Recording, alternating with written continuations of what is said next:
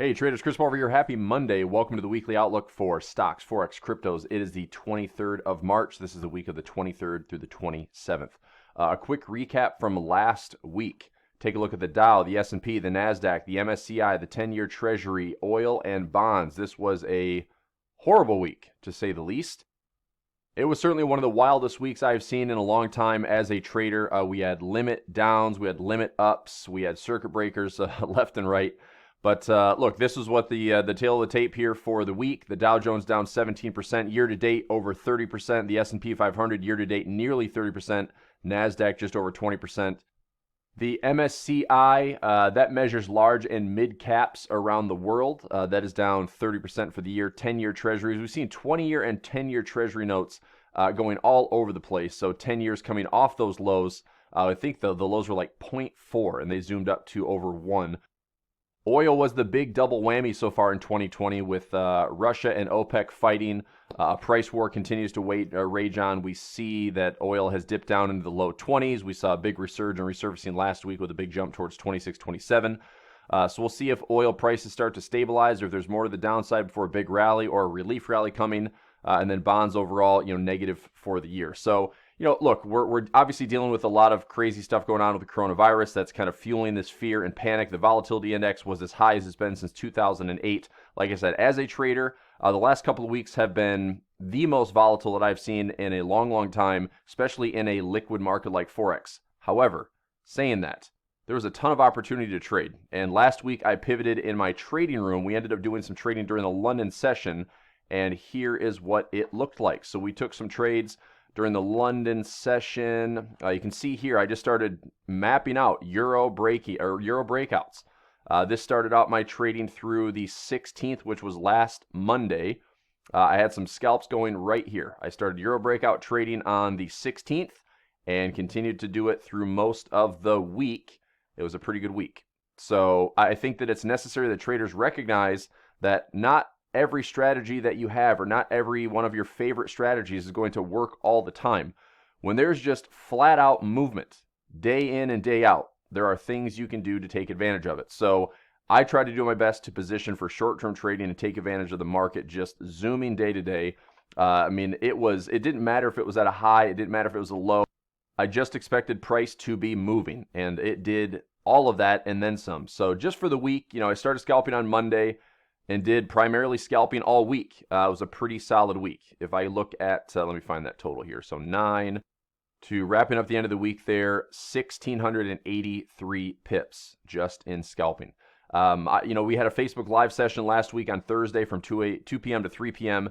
And, I don't like to take a lot of losses. But when it comes to intraday trading, when it comes to scalping, you can't have the bias continue on through the day. So if you are wrong, you get out of the trade. If you are right, you try to ride that trade as long as possible or just continue to protect profits. So, there was a particular day we were trading on Wednesday and Thursday both. We had prices moving all day from London session to US session through most of the entire day, even what is, quote, the dead zone, or even through the Asia session the next day. Markets were just moving. We had prices run through the flash crashes from a couple of weeks ago. We had a flash crash in oil, Aussie pairs, yen pairs on the 8th and 9th of March. And going into last week, that push from Wednesday to Thursday, we saw a lot of those highs and lows from the flash crash get blasted through. Aussie pairs, for example, Euro Aussie, Euro New Zealand, Pound Aussie, Pound New Zealand. Some of those daily candles were as large as 600 to 700 pips or even up to almost 1,000 pips. In fact, on Thursday, I think we saw the Euro Aussie and Euro New Zealand pairs like 2,000 pips from high to low. It was crazy, and there was just breakouts all over the place. I was literally trading on 1 minute and 5 minute charts, which is it's great. It's awesome to place trades and still follow the flow of price action and have something that actually shows some really easy ways to trade and participate and be profitable. Spreads were higher, margins are increasing, things are getting changed by brokers. There's a lot of things that traders are having to do to adjust to the current conditions. Now, we also have a huge stimulus program being unleashed by the Fed. Unlimited quantitative easing. That sounds familiar. So central banks setting out to buy another $300 billion in new lending programs. We have rates at 0 to 0.25%. We're looking at $300 billion to another $300 billion. So that's over $1 trillion coming into the market by the Fed to ease the concerns. So this is certainly an aggressive effort. Is this sustainable? You would think absolutely not. The whole point of us getting off of this, I mean, go back to 2014-15, Janet Yellen was the Fed chair, and the Fed was shrinking the balance sheet leading up to 2018 where the Fed started to normalize rates. Looks like that was a huge disappointment because now here we are backpedaling back to zero interest rates or even the discussion of negative interest rates. So this seems like the kind of financial bazooka, but at the same token, what does the market need to offset some of the fear, stop all the panic? If we go into the dashboard right now, you can see that futures has had a large jump. So here are futures right now. We had a big jump to the upside. We actually had futures down all morning and then a big jump to the upside as soon as the Fed came out. It was around 8 a.m. Eastern time when they announced we're going into QE infinity for right now. U.S. market just opened here about 10 minutes ago. And so far, not a good start to the morning, but it will be interesting to see how everything closes. Here we are with the Volatility Index once again. Let's start out with the day of trading. This is the VIX. So off the lows around $60 or so. We're up to around 71. Are we going to sustain this movement? Up to, again, 85 to 90. If you go back into that weekly chart, this gets us back into 2008 highs, which is around 95 to 96.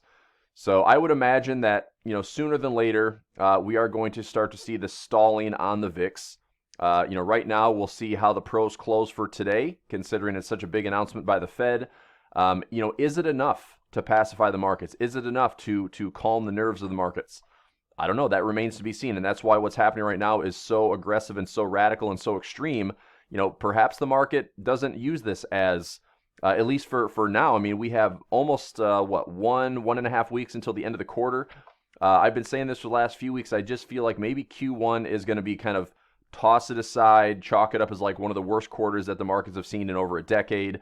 And then we start to have the good fight, the balance, the retracements, the corrections coming in Q2 before we go into summer trading end of May or early June. But we'll see where we end up. I'm certainly interested today. It's like everything I'm doing is kind of day to day. I have a few positions running overall in my trades. And for the most part, I'm trying to stay as agile and nimble and as short-term and unbiased as possible. Because if the market's going to increase in volatility, if the market's going to increase in movement, there's opportunity for us to take advantage of that. Versus trying to call tops and bottoms and trying to guesstimate where the market's going to, it's like, look, just trade what you see. And if there's a FOREX market, for example, that's moving, intraday for 200 to 300 pips, can you jump in and grab 30 of those? Can you jump in and grab 50 of those? Can you jump in with get some profit in, move your stop to break even and let it run for the entire day and maybe grab 100 pips? I mean, it's very possible to have some really nice intraday gains. And again, maybe it's a different approach. Maybe some traders are not comfortable doing that.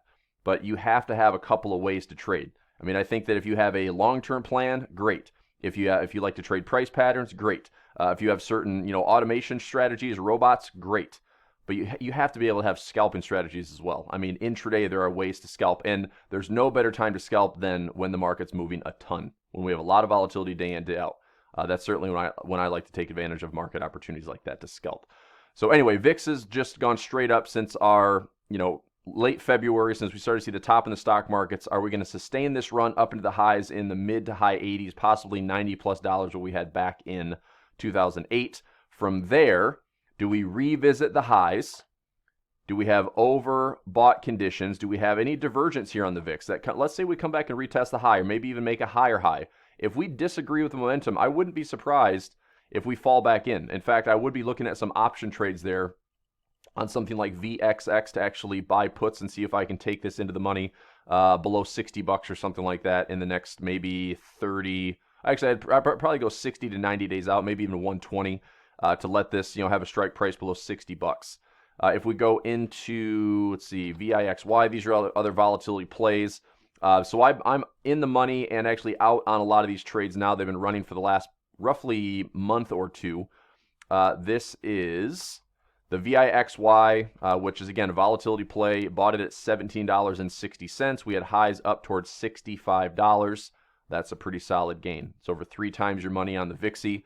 The UVXY was another one.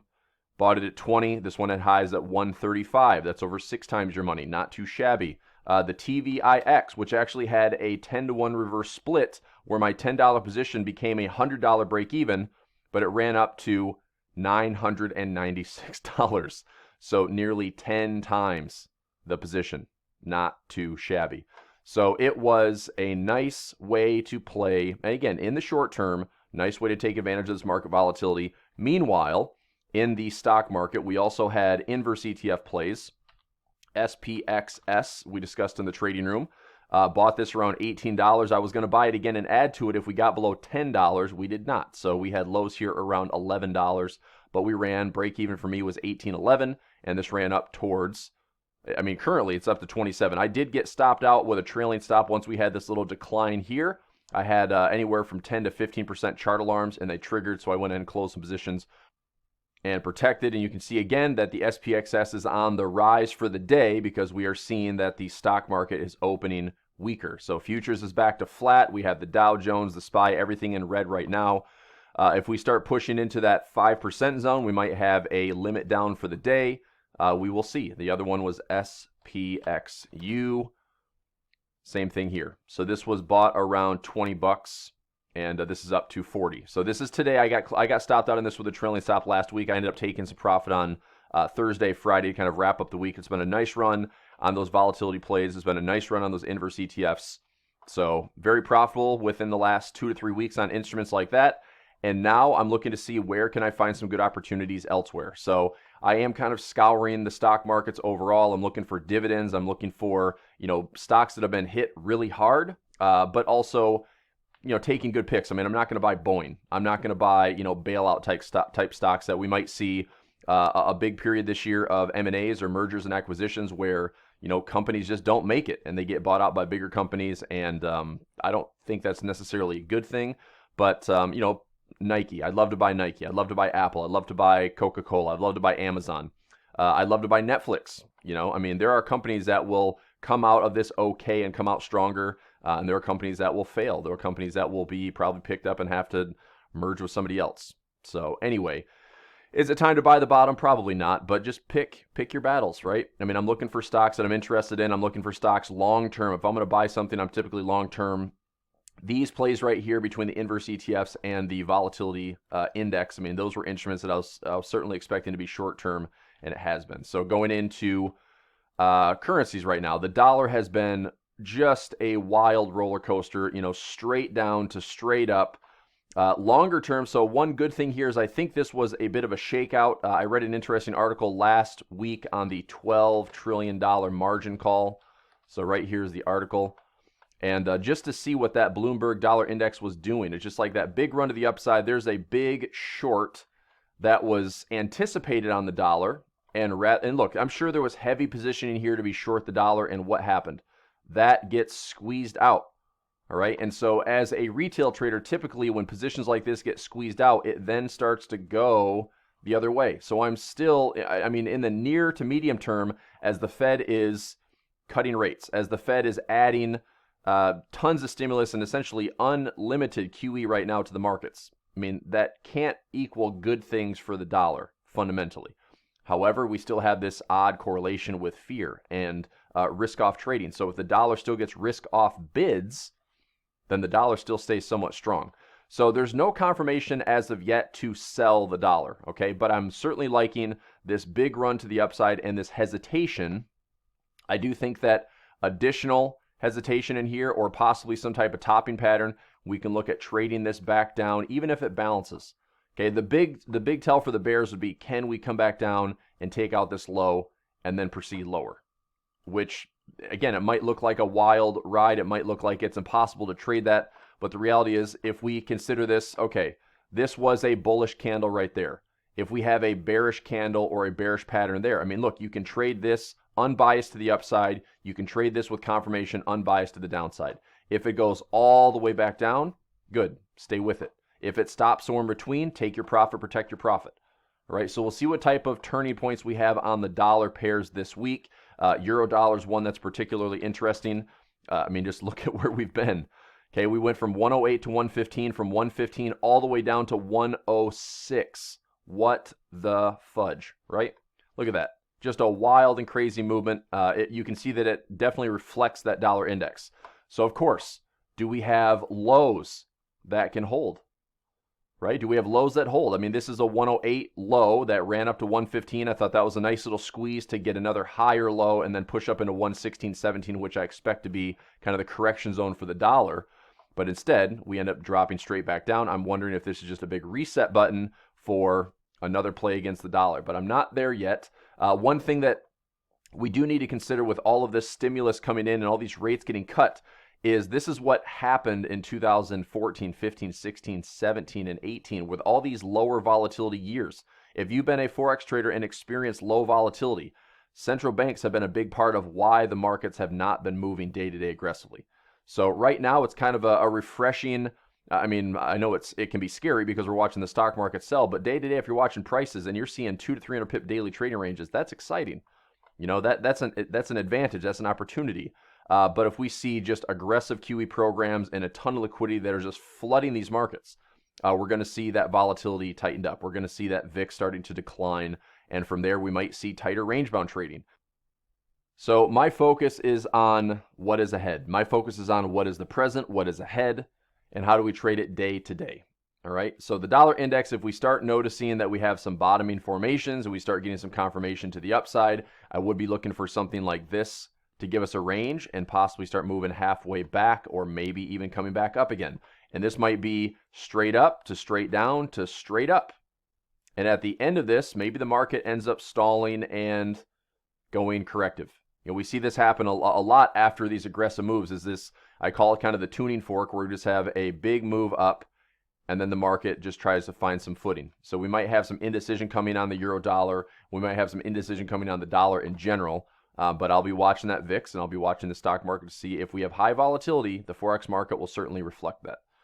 All right. So keep an eye on those dollar pairs this week. You know, here's Aussie Dollar. We had that big run to the downside last week. This was the flash crash move from the 8th and 9th of March.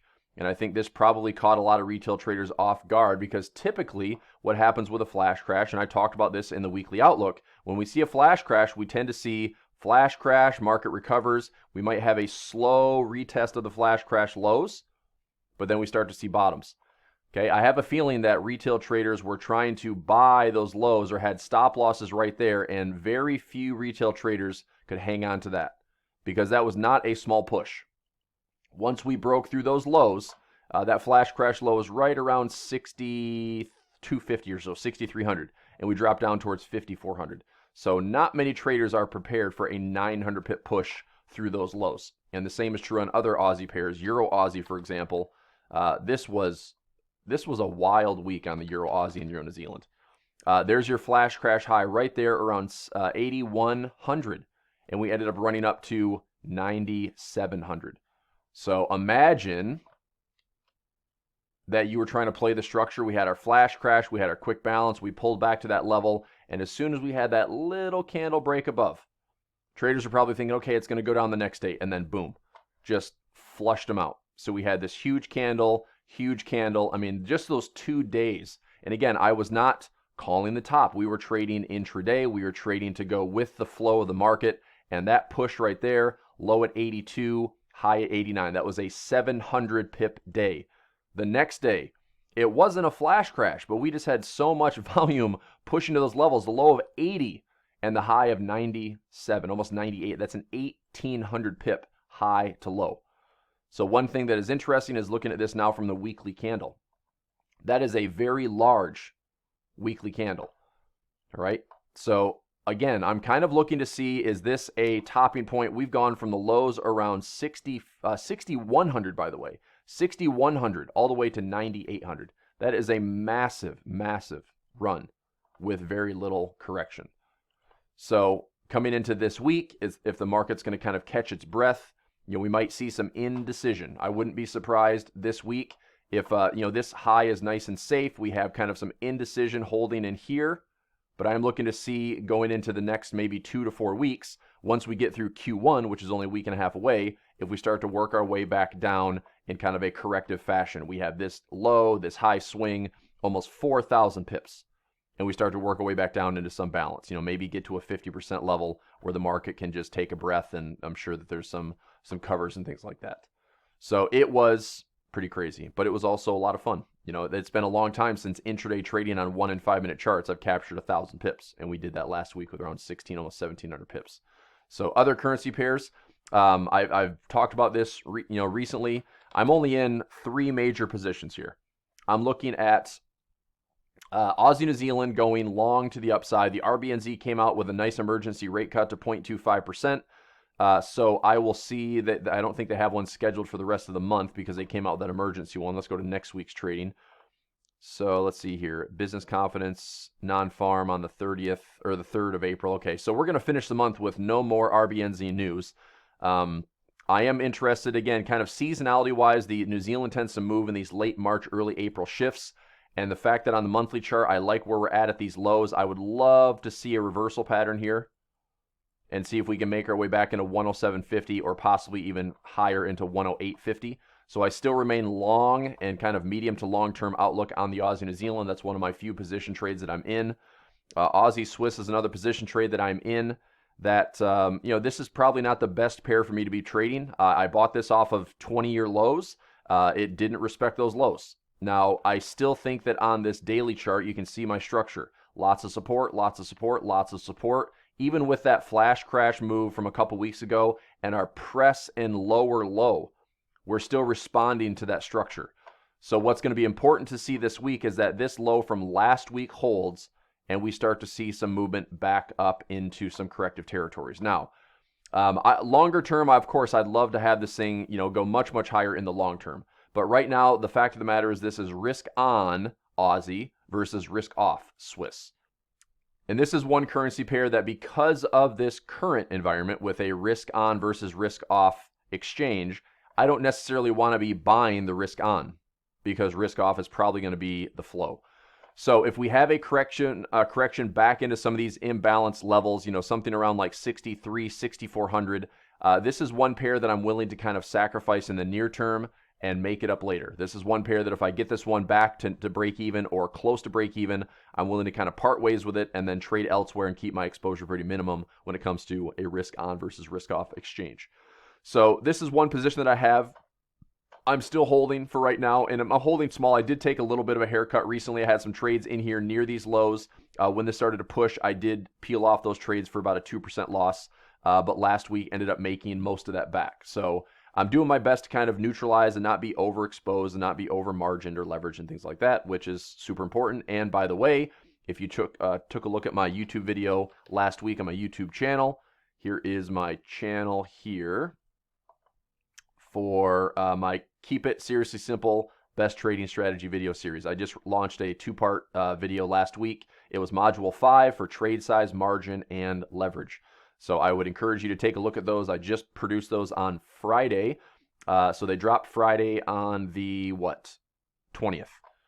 So take a look at those this week. It's really important. I think it's really relevant to what we're seeing right now, especially with high volatility and trade size and equity management is the most important thing. So take a look at those videos on the YouTube channel.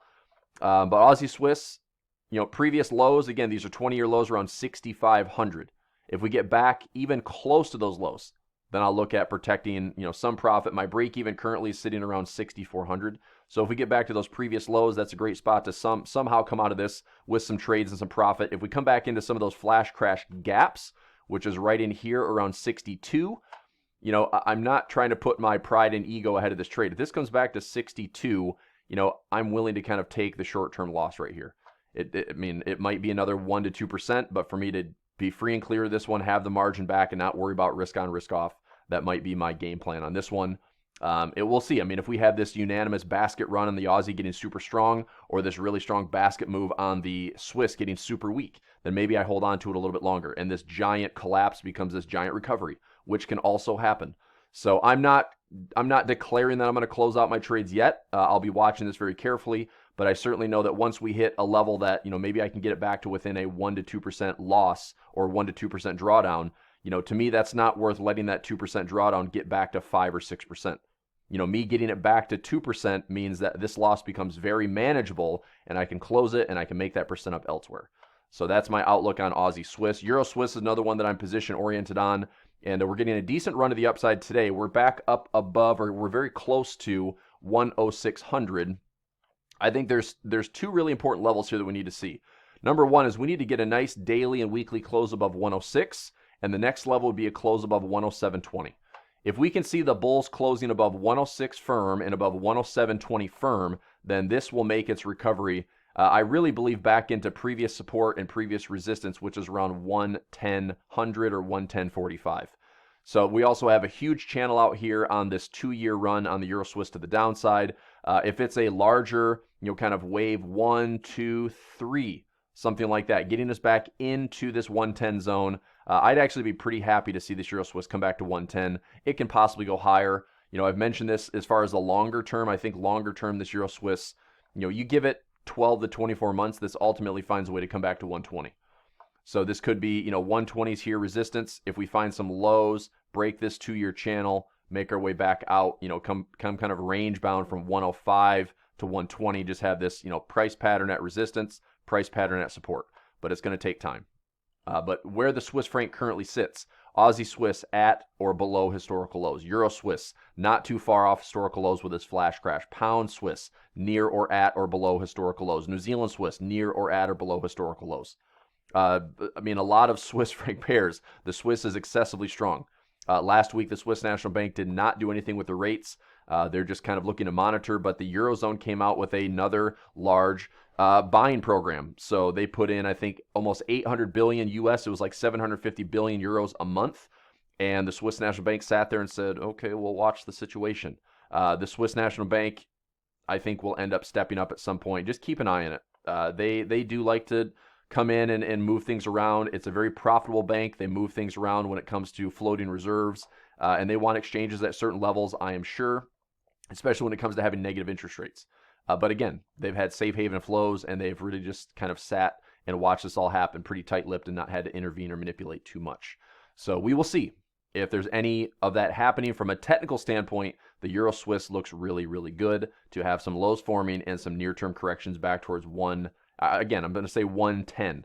110.50 is yearly pivot. I'd love to see it get back to 110.50. So approaching trading this week, I was up this morning to kind of check on some prices. Wasn't really sure what the Fed was going to deal with today. We're seeing some range-bound trading, again, tight trading compared to last week. So this will be a super important week to see how sustainable is this volatility. If the Fed coming in swinging with stimulus programs and kind of these large fiscal packages being rolled out, if that adds all of this liquidity to the markets, that's great. Good liquidity is great. But that added liquidity also suppresses volatility. So that's going to be a delicate balance for us to watch and observe this week. I think one thing that's super important for today is that these stock markets find a way to finish in the green.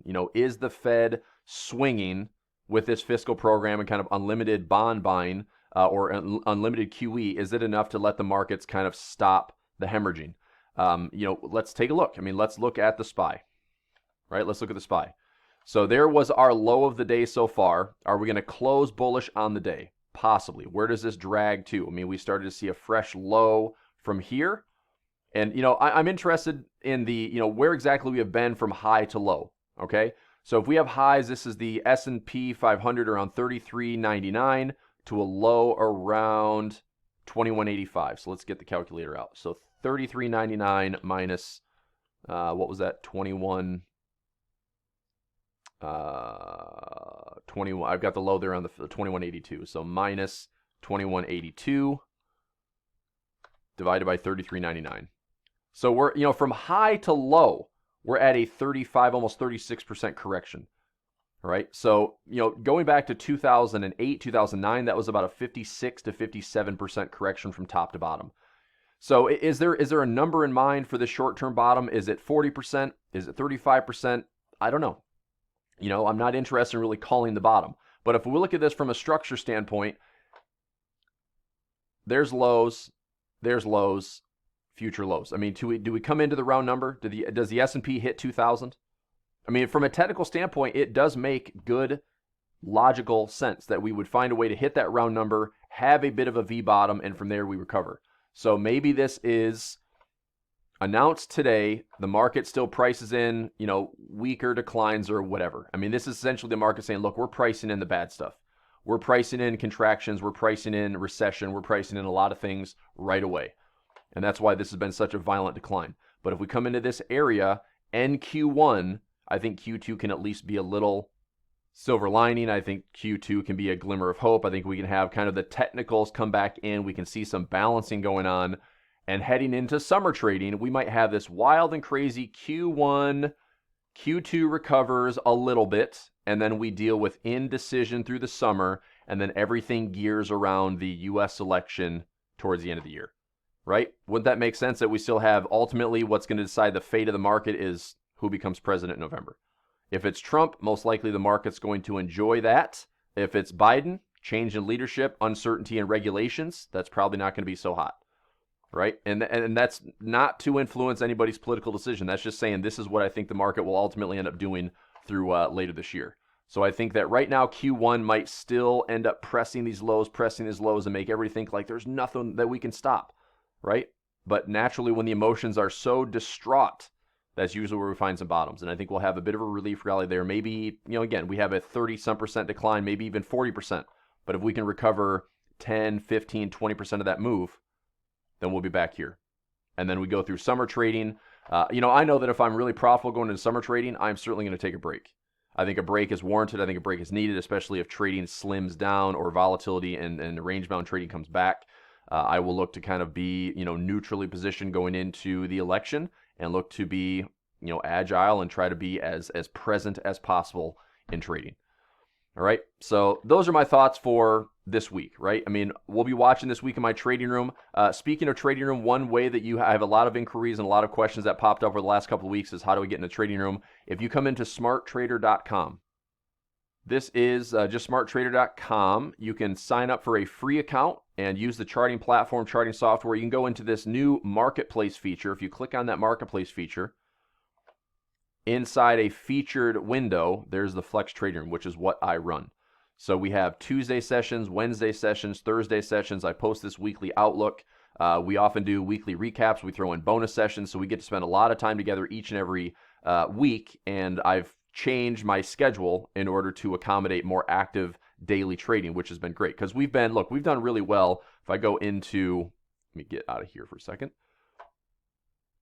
Go into my Flex document, last year when we started this trading room, we had a really solid year. We had a lot of wins, a lot of, again, range-bound trading. This is what we did. Okay, over 30,000 pips in 2019. Starting things off this year, it's been a different shift. We have about 3,700 pips to date. That's not too shabby. We're sitting on some position trades that hopefully will end up getting us, again, kind of those 2,000 to 3,000 pip chunks. But when it comes to, right now with higher volatility, I'm looking to scalp. If I can make, maybe 100 pips a week, 200 pips a week, 500 pips a week. Last week was a nice kind of unexpected surprise just to stay in the present and trade what the market was giving us. And we ended up having a great week, almost 1,700 pips. So we do work. All right. So you can check that out with the incognito window, or check out smarttrader.com. Get into that marketplace window. It's also right here if you have regular Smart Trader and you're not in my Flex Trading Room. If you'd like to partake and join us, click on that little shopping bag right there on your vertical toolbar and go into the marketplace section and look for Flex Trading Room.